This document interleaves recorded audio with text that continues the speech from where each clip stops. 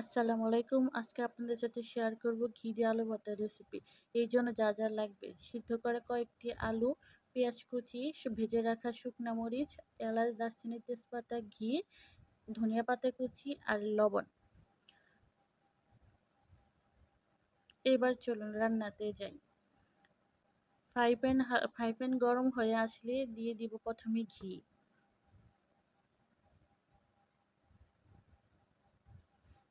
ঘি দেওয়ার পর এবার দিয়ে দিব এলাচ, দারচিনি, তেজপাতা।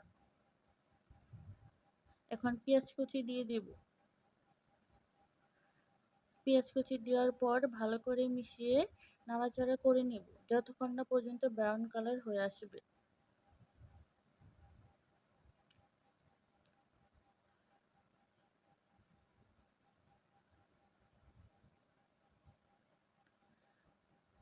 পেঁয়াজ কুচি হালকা ব্রাউন কালার হয়ে আসলে এবার দিয়ে দিব এতে শুকনো মরিচ, ভেজে রাখা শুকনো মরিচের গুঁড়ো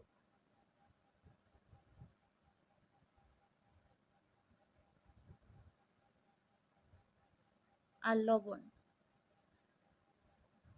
এবার ম্যাশ করে রাখা আলু দিয়ে দিলাম। আলু দেওয়ার পর ভালো করে মিশিয়ে নাড়াচাড়া করে নিব। ৩-৪ মিনিটের মতো নাড়াচাড়া করে নিব।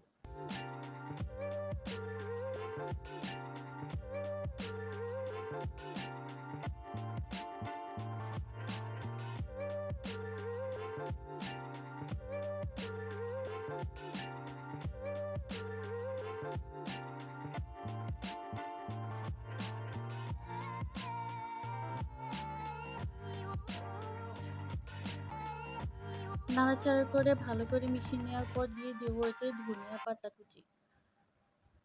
ধনিয়া পাতা কুচি দিয়ে ভালো করে আবার মিশিয়ে নেব।